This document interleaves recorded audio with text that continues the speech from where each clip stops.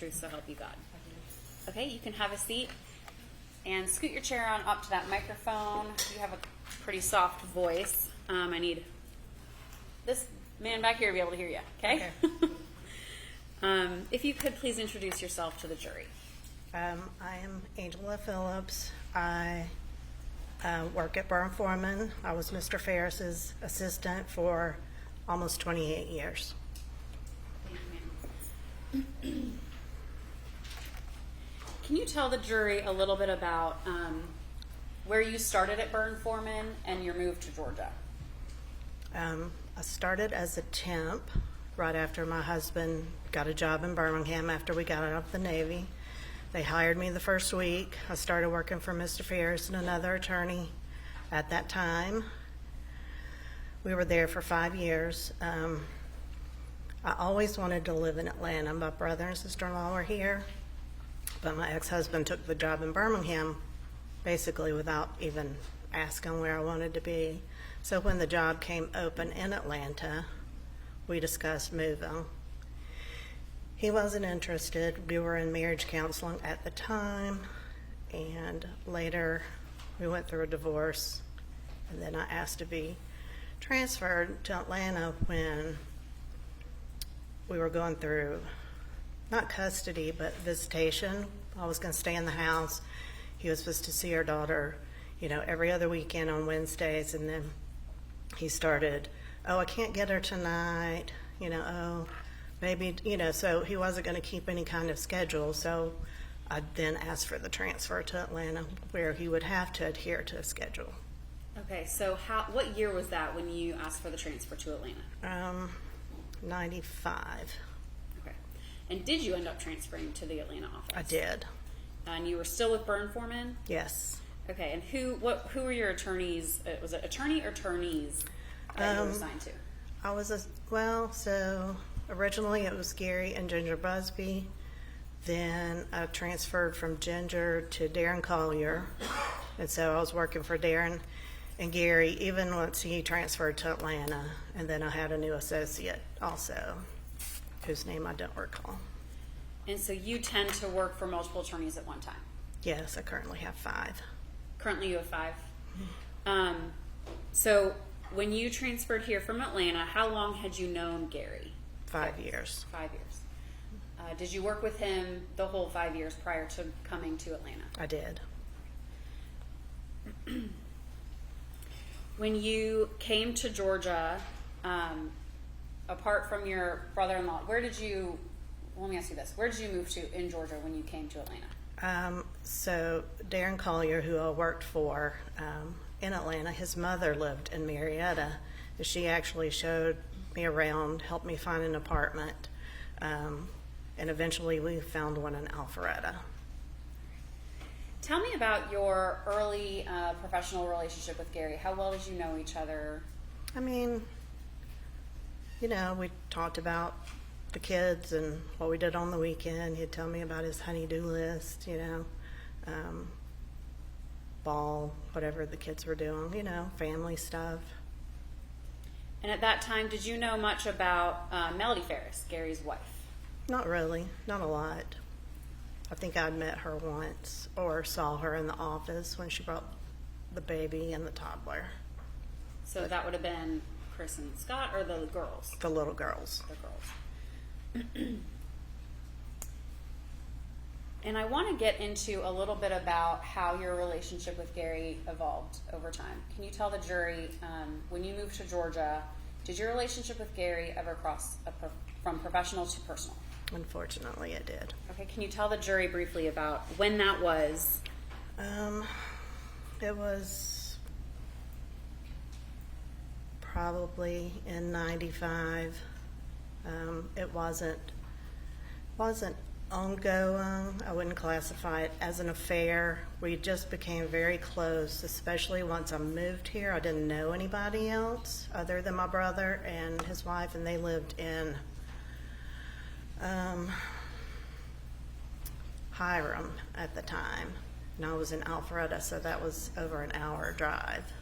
You lived in Alpharetta? I lived in Alpharetta, and I did make one friend that was actually the assistant of one of our clients in the same building where we worked in Midtown, and then she lived in Alpharetta nearby.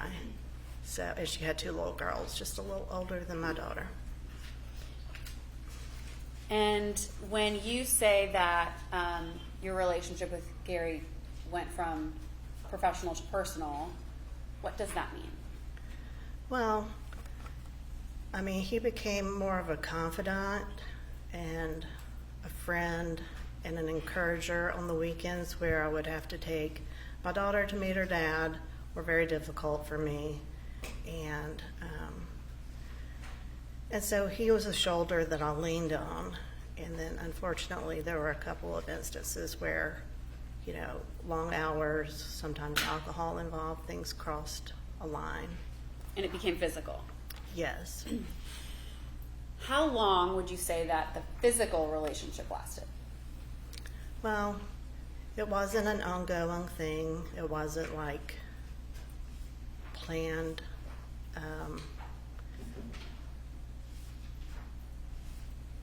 A few occurrences maybe over the course of a year and a half, maybe. Did it extend beyond the 90s? Oh, definitely not. How did it stop? And why did it stop? Well, it stopped because I became friends with Melody and the girls. And I was such a mess back then, you know, and not having friends. But then I got involved in a church, and, you know, the person that I was up until that point, age 30, was so different than the person I was at 30, 31, 32. I was going through that. And then I was just able to find my way back to the person that I was, to the, you know, with the morals and and my relationship with God. And just, you know, I would never want anybody to cheat on me, you know, with my ex-husband. So then when I realized, you know, it's like I was able to separate him from her when I didn't know her. So at some point, did your relationship with Gary just go back to being professional? Yes, I mean, we were still friends, but we were able to work through, and we had an excellent working relationship. We were a team, and I still miss that, you know. How many years total did you work for Gary? It would have been 28 in October if he had lived that year in 2018. I just celebrated my 34th anniversary with the firm last week. Okay, so 28 years. Yes. Just short of 28 years with Yes. Gary. Okay. So over those 28 years, you saw Gary almost every single day in the office. Yes.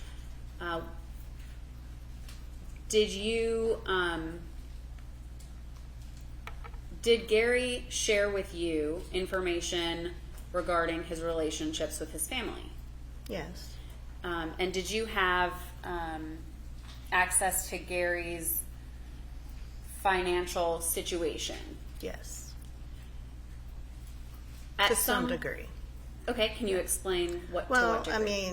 I mean, you know, I filed his taxes, made copies, and, you know, we used to do TurboTax in the office. We would all share the same disk, and so I would photocopy, and then, you know, he would share some things. And in the beginning, would Melody come by the office and see Gary? Sometimes. I spoke with her on the phone almost every day for several years after I moved. What would you two have to speak about? Just anything. She just talked. I mean, you know, I would hear the same stories from her and from him. Sometimes you wouldn't know it was the same story if you didn't know it was the same story, you know. She elaborated more, I guess. Okay. So I want to move forward a little bit to, let's say, around 2009, 2010. Okay. At some point, did you see a change in Gary and Melody's relationship? Yes, she became increasingly more critical of him in our phone conversations. And he became increasingly exasperated. Okay. With, Can you speak up just a little bit? Sorry, for me? yeah. You still have a very soft voice. Oh, sorry. And I need all of these people to hear you. Okay. You said he became increasingly exacerbated. Well, I mean, he just, you know, I think that's around the time she started kind of disappearing. It's hard to remember the timeline exactly, but I do know that she was angry that he was receiving this Father of the Year award. Okay. And I want to talk about, you mentioned her disappearing. What is it that you know about that? I know that she would, you know, go to her friend Sheila's, I think, or she would go to her mom's.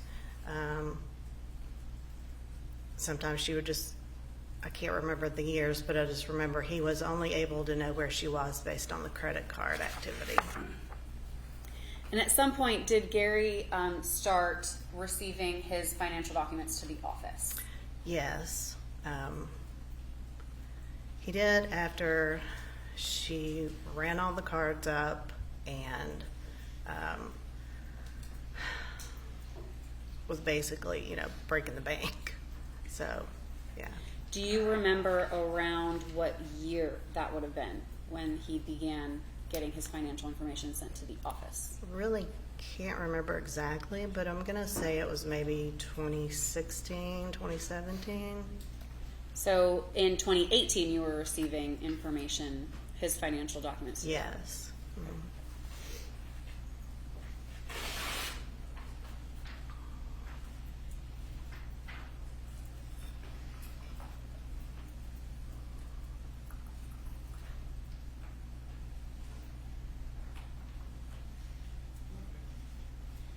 Your Honor, may I approach the witness? Good. Ms. Phillips, I'm showing you State's Exhibit Phillips 1.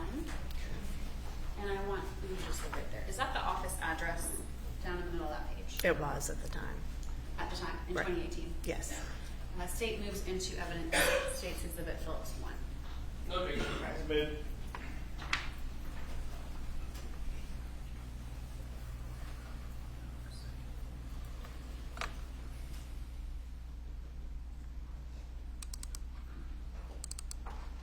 Okay, is this the exhibit I just showed you, ma'am? Yes. Okay. And this was the address at the time in 2018? Correct. Okay. And so this states that Mr. Farris had a credit card ending in 1727 mailed to the office. Right. Now, would you receive his mail? Yes.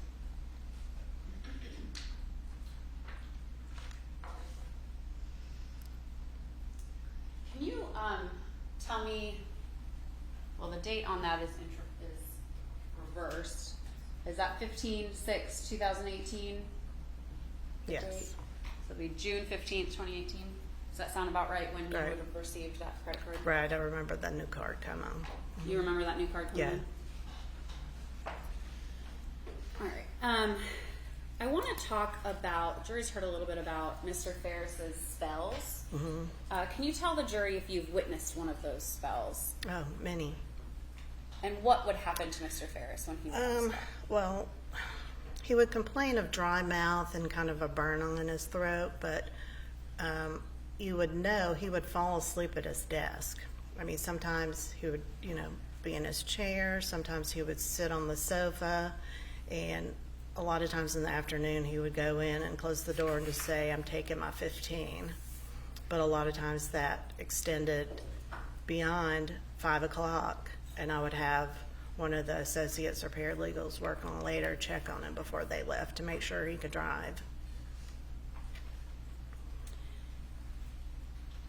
Did he, do you remember in 2018 when Mr. Farris was in the hospital? I do. And how did you know about that? I believe Melody called me. Okay, what was that conversation like? Well, just kind of matter of fact, you know, she was talking about how he didn't take care of himself and the smoking. So, Were you concerned when Gary was in the hospital? a little bit, yeah. Did you know why he was in the hospital? Not really. Were you able to speak with him when he was in the hospital? No. And why It was that? my understanding she didn't allow him to have a cell phone. In the hospital. Right.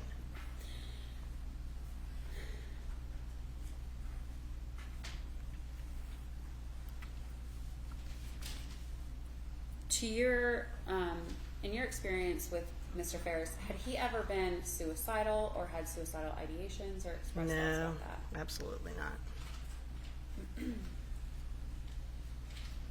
Tell me about Mr. Farris's work ethic and routine. So typically he would work from home in the mornings, especially after they moved out to the farm, just to avoid the traffic. And then he would come in the office around 10 and often stay beyond 6. I never worked later than 6 unless there was a special project. So, but then I know sometimes he would continue work on after hours or on the weekends, because I had the habit of checking my work email on Sunday nights just to see what to expect the next day. Would it be unusual for Mr. Farris to go, let's say, 24 hours without answering a work email? Oh no, absolutely not. And you said he worked on holidays sometimes? Well, you mentioned the farm and that he would come in a little bit later when they moved to the farm. Right. What did you know about them moving out to the farm? Well, I know it was not his idea. If he had had his way after the kids moved out, he would have bought a condo closer to the office and then maybe gotten a farm or a lake house further out to enjoy on weekends. But I think because she had an affair with a man that had horses, I think he... Objection, calls for speculation. Okay. Sustained.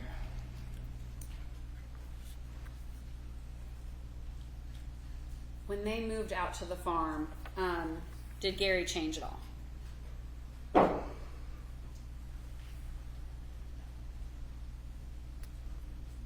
I don't know about change. I mean, I think he enjoyed having the horses and the farm. He liked to do manual labor. I mean, I remember, somebody that makes that much money would normally get a lawn service or have the boys do it, but, he preferred to do it himself. I know part of it was because he knew he could do it right. But I think he just enjoyed tinkering, I remember he always had projects as far back as I remember, and so I think he enjoyed having the horses and the farm, but he did not like the distance.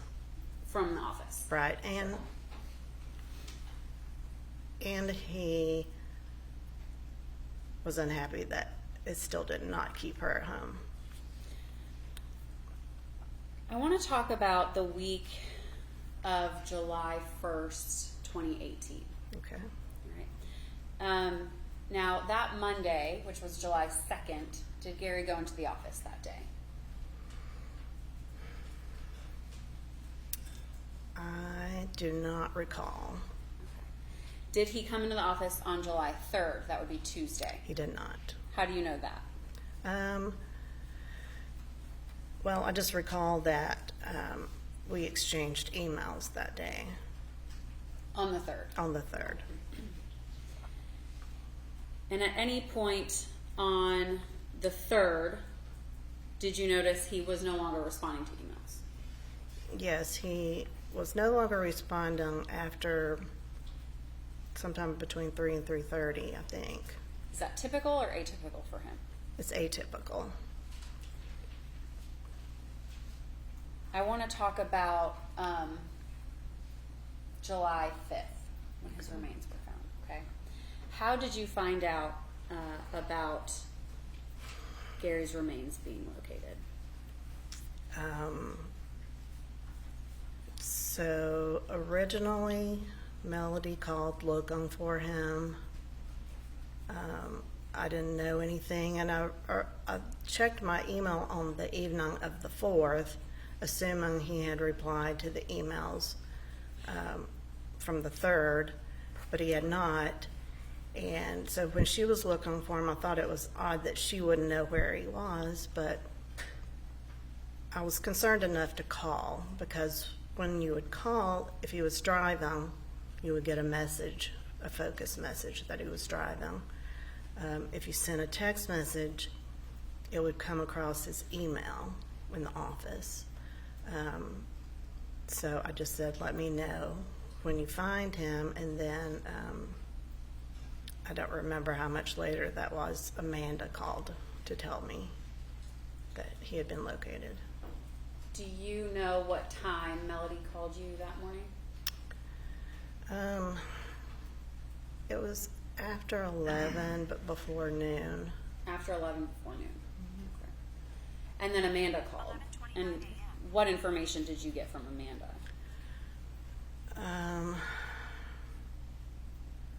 That they had found him in the burn pile. When you received that information, what did you do next?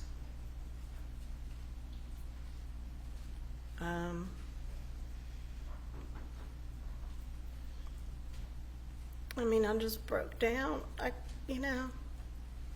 couldn't believe it, I don't know. I just went to my friends and cried and talked about how I couldn't believe what had happened and how could it have happened.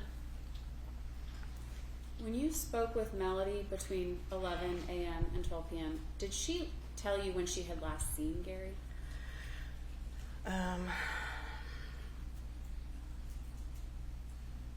She called me a second time, so I don't remember if this was the first call or the second, but I think it was that call, the first call, that she said that the grandkids had said, we haven't seen Big Daddy in a while. And she said she recalled seeing him on the 3rd. Okay, and you mentioned she called a second time. When was Yes. that second call? That was, it was early afternoon, early to mid-afternoon. And what was that call about?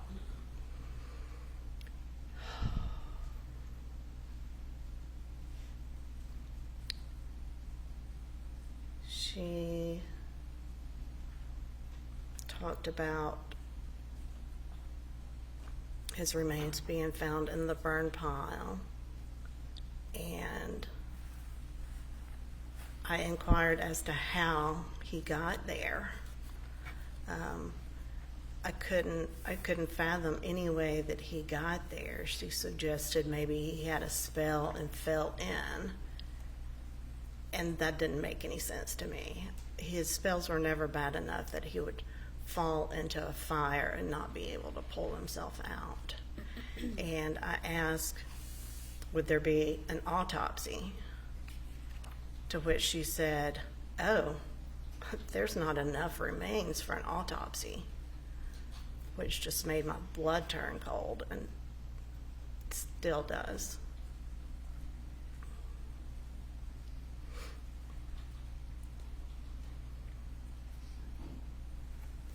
You could just give me one moment.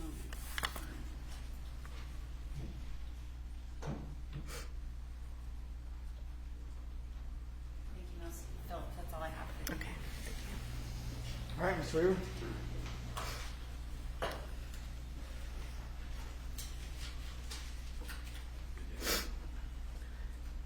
Good morning, Ms. Phillips. My name is John Luke Weaver, and I represent Melody. So I want to go back in time to the year you started with Gary. What year was that? 1990. And that was over in the Birmingham office. Correct. Of Burn Foreman. That's correct. Right. And how long had you been working there? I started working for him the first Immediately. week. You were hired on to him. I was hired as a temp the first week, but then when they hired me full time, the second week, I was assigned to him. Right. And you guys, y'all weren't in litigation. Y'all were. Explain that a little better. So, Probably creditors' rights, bankruptcy, corporate, and then when the market shifts, we would go to lend them. So, you know, if loans are being made, if the economy's good, then we represented the banks for loans, and then if the economy went bad, we would represent the banks against creditors who defaulted on loans. Okay. Was that all the way through Yes. your career? It never shifted? No. Okay. And so it wasn't real estate closings, like large closings, correct? Or That was was it? here. Okay. The market has shifted by the time I moved to Atlanta, and it was almost exclusively closings. Okay. Large real estate Yes, transactions. multi-million-dollar. Commercial transactions for the Correct. most part. And large housing developments too, I imagine. Shopping centers, yeah, those sort of things. And that's what you guys specialized in Yes, by the time you got here in 95. yes. So let's go back to in Birmingham, were y'all close? I mean, yeah, we were friendly. We were close-ish, I guess. Sure. You know. Well, so, you know, you moved, you mentioned your divorce. Right. And you divorced in what year? 95. And what came first? So, you know, you mentioned that you and Gary had a relationship in the mid-90s. Right. But what came, were y'all also having the relationship in Birmingham? No. All right, so it started when you came to Atlanta. Yes. But you were fond of him. Y'all were close. Yes. Talking about, I'm sure he consulted with you about your divorce. Yes. And you moved here in 95, correct? Yes. So let's go back. So, and I do want to remind you of this. You gave two statements in this case. Right. And the first statement, you didn't mention anything about the relationship that you had with Gary, correct? Right. And then you actually called them to tell them that you did. Yes, because during the statement, I was not asked about it. You weren't asked about it? Nobody asked me about it. And then I was headed back to my desk, and I was pulled to the side by our managing partner, Who was that? Eric Durlacher, Okay. and the firm's attorney, and two investigators. I was pulled into a little room, you know, tiny little room, nothing like this, and kind of back against a wood door, you know, asked this question and put on the spot, you know, and I was so shocked by the question, first of all, and I said no, because I didn't want to, I don't know, I didn't And want, this is the firm, people with the firm. right, Okay. Mr. Durlacher, and then people with the investigation, but I just didn't want Eric to hear it that way. I didn't want to be put on the spot like that, but then I did reach out because I didn't want it to ever be an issue of credibility. You know, I wanted them to know that I would not lie about it under oath should it come up for any reason. Okay. And here we are, talking Here we about are. it under oath. Exactly. So I do want to go back. You mentioned that you guys did have a romantic relationship. I wouldn't call it romantic. You know, you stated in one of your, that you kissed. You kissed multiple times. Right. Right?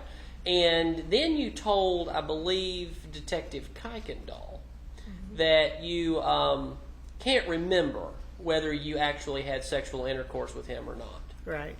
Was that correct? You can't remember? I can't. Right. And you guys would meet up and go to hotels, yes? No, there was a hotel. There was a hotel connected to the office. At the Hyatt or George. Georgian Terrace? No, I don't remember the name of it. Okay. But you stated that you couldn't remember if you actually had sexual intercourse with him. No, it was not. I don't recall ever having intercourse. No. Okay.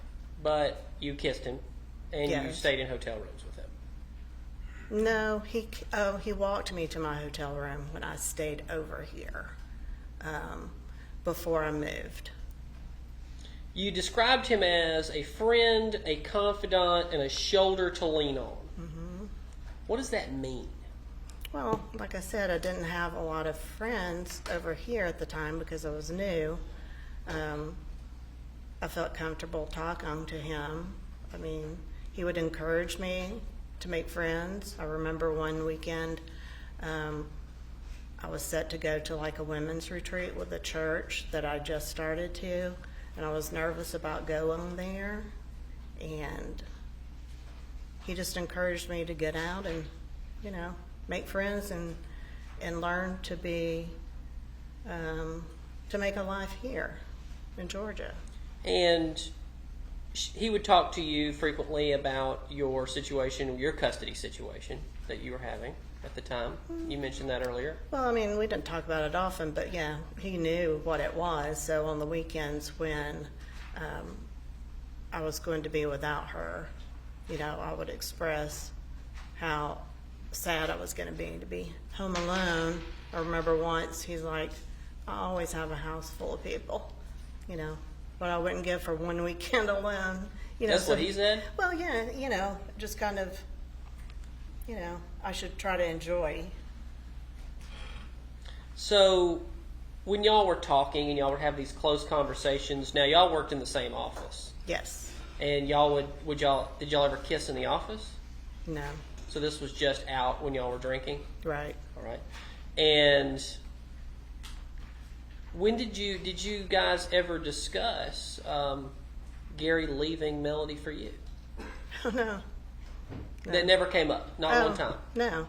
So y'all would just talk, y'all would just kiss and have these close conversations, but never talk about actually being together? No, there was no interest on either end. So how did these interactions supposedly stop? Well, like I said, it's like, you know, I became friends with her, and she became a real person to me. You know, he was isolated to me in the office situation. You know, there's one thing to know, but there's another thing to see. Okay. But, I mean, realistically, Melody knew about the two of you. I don't know. Okay. And did y'all ever talk about that? Do you remember that? Melody and I? Yeah. No, I don't think so. But y'all were close, you and Well, Melody. I mean, we would talk and we did things together sometimes with the girls. But realistically, y'all's relationship tapered off. What year did you guys move to the Atlantic Station office? I think we moved there in, well, we just moved to our new location last year. So we had been in Atlantic Station for 21 years at that point. Okay, so that would have been, what, about 2002? I guess we moved to Atlantic Station around 2000 or 2001. Early 2000s. Yes. Okay. So, but that would be the more realistic time that you and Melody, I think you mentioned something about 2010, but your relationship really kind of stopped in the early 2000s with Melody, as far as being close, talking. Yes. Well, yeah. I mean, she talked a lot. I couldn't get work done. Once caller ID became available, I just didn't answer. You just didn't pick up the phone anymore. No, and I mean, sometimes I would, but then she just became more increasingly critical of him. And, you know, I wasn't interested in hearing it. So you were just kind of ready to get out of their marriage, essentially, at that point? Well, yeah, I mean, after the inappropriate contact, I tried to back away from that. There was a time where they were having problems. I encouraged him to go for marriage counseling. And I said, you know, if she won't go with you, which he alluded to, I said, go for yourself. That's what I ended up doing. And, yeah. You had access to, I mean, obviously, his bank accounts and things like that, correct? Well, I typically didn't open the personal things like that. But you had access to his Gmail account, right? Gary4250@gmail.com. Only to the extent that he would forward things to me. Okay. I didn't have a password. But you saw, at his work email, you had total access to that. Yes. Right. And so could you ever see any of his work emails that he would, I mean, from what I understand, and tell me if I'm wrong, but Gary was one of those folks that communicated through email, yes? Yes. A lot of the time. A lot. Even his interpersonal communication with his kids, his wife. Yes? I don't know if he did with her, but What about yeah, the kids? with the Like kids. Emily? Maybe. I don't recall specifically if there was a lot. Sure. But did you ever run across any emails with a Joanne Ward Hill? No. You don't remember those? No. Did you ever meet Joanne Ward Hill since she works in your building? I did. Okay. Did you know that he was attempting to have a relationship with her? I did. You did know that?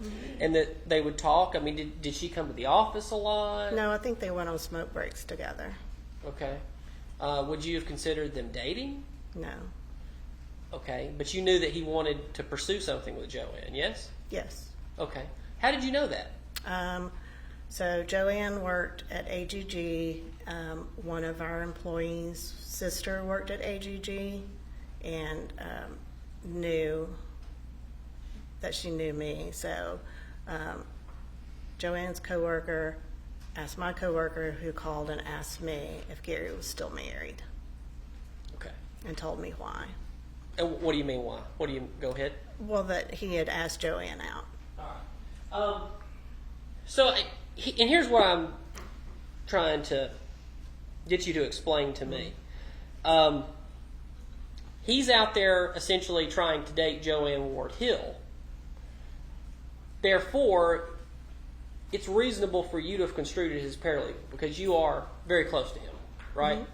Going through his credit cards, you're getting these notices, opening these notices, his emails, his life. You're part of all of it. Right. It was fair to say that they were in an open marriage. He's dating, she's dating. I don't know of him dating per se. I knew that she was having an affair. He knew that she was having an affair because... Would you not say that sending emails to another woman asking for dates and taking smoke breaks is an affair? I didn't see him ask her in an email. Okay. How did you know he asked her? Joanne told Lynn, who told Billy, who asked me if he was still married. That's a lot of levels of hearsay. It was. So, and then Oh, Joe... like a textbook definition of hearsay. There you go. Doesn't mean it's not true, but But it would be reasonable to believe that because he was pursuing dating, and as you said, she's having affairs, they're living two different lives within a marriage. Yes? Yes, it was my understanding. They lived on different levels of the house. Different levels of the house, seeing other people. Yes? I don't know that he saw other people other than trying to ask Joanne out. Okay. Because he was sick all the time. He was sick on it. He was either sick or he was working. And he would have these spells. He would have these spells while Melody was out of town, right? No, there was about a period of a year where he did not have them when she was gone. Okay. Now, would it shock you that his son Scott said that he would have spells when she was out of town? Well, I'm not saying that he never had them when she was out of town. I don't know what was causing them. Maybe it was anxiety, maybe it was something else. I know that he went to the doctor to be tested, but I also know I encouraged him to get tested for poisoning. And You encouraged him to get tested for poison. yes. Okay. So that's where that idea came from, was from you? Well, he said at one point that he thought she was poisoning him, and I encouraged him to go to the doctor. And he said that was embarrassing. When did you ever, I'll ask you, have you remarried? Have you moved on since here? Okay. Well, I mean, I never remarried. I didn't want to remarry. Right. Did you still love Gary? As a person, yes. Okay. Well, I'm talking about as, wishing he'd be your romantic No, partner. never.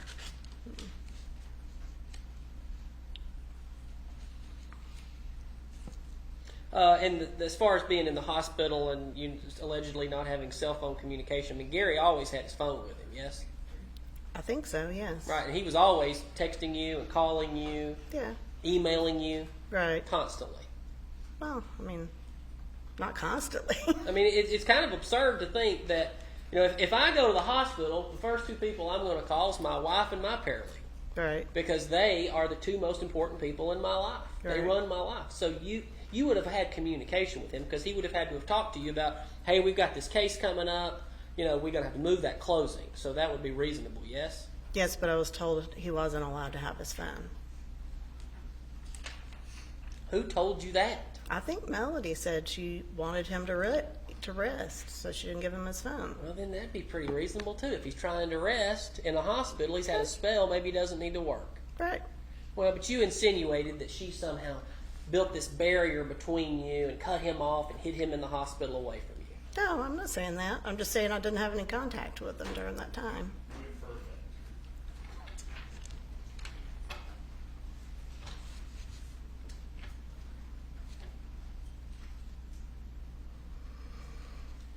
If I may have one moment, Your Honor. All right.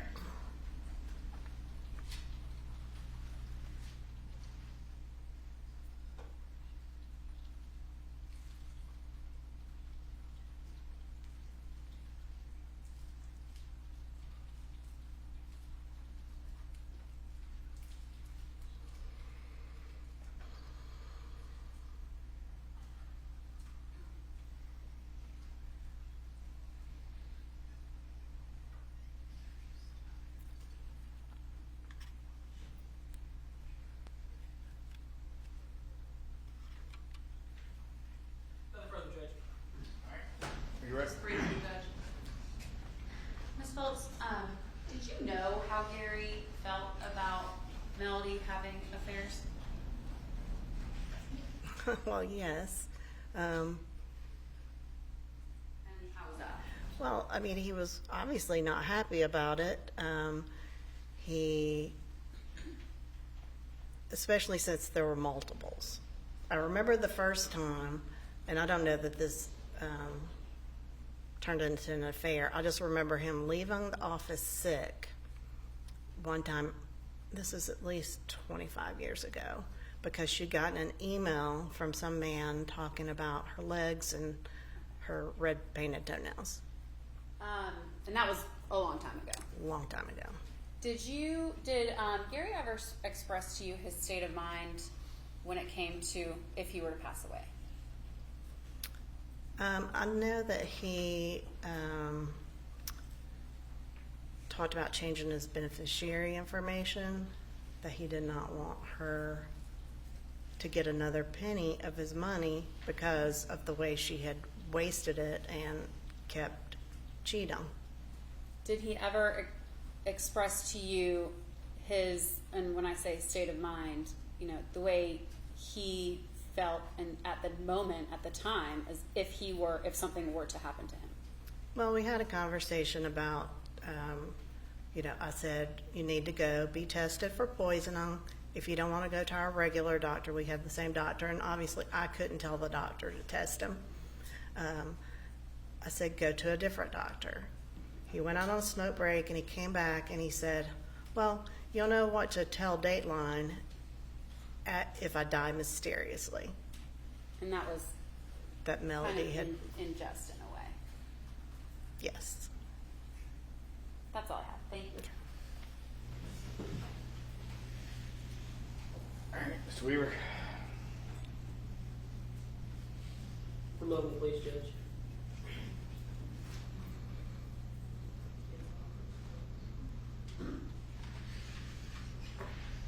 Do you remember that Gary would keep, actually, and whether for medical purposes or for his own personal purposes, because he's a very organized person, right? Yes. That he would actually keep a log of his spells. Do you remember that? Yes. And would he turn that over to his doctors? No. Would he actually go to the doctor? He did. Okay, what was the theory on what was causing these spells from the actual doctor? They couldn't find anything. They check his blood sugar? They checked everything. All right. Did he mention to him, let me slow down. Did they ever mention that you know of that, of course, he's a rather large guy and he was in very bad shape? Mm-hmm. Was that ever a possibility? Well, he was on blood pressure medicine or whatever. Blood pressure medicine. Mm-hmm. How many packs a day would he smoke? Hard to say. Too Could many. you guess? I think he would maybe smoke 2 or 3 every time he would go down, which was at least once an hour. So 2 or 3 cigarettes per smoke break Right. every hour. Probably. Okay. And that's a fact. I mean, you were with him for so many years, you Right. would know this. Right. And he would drink Mountain Dew constantly, yes? Yes. Right. So he was not in good shape. No. And he would just lay down at the office for hours sometimes. Well, he would fall asleep in his chair sometimes, and then other times he would go and just not be able to hold his head up and would sleep on a sofa. And he'd been at the office for hours by that time, right? Usually. Right? So that afternoon he would have a spell. Right. Hadn't been home. Sometimes he would have the spells at home and not make it in. Right. But those days that he was at the office, he hadn't been home. Melody hadn't stopped by and given him a special drink or anything like Right. that. He just had a spell. Right. Okay. That's all I have. I have nothing further for this. All right, let me step down.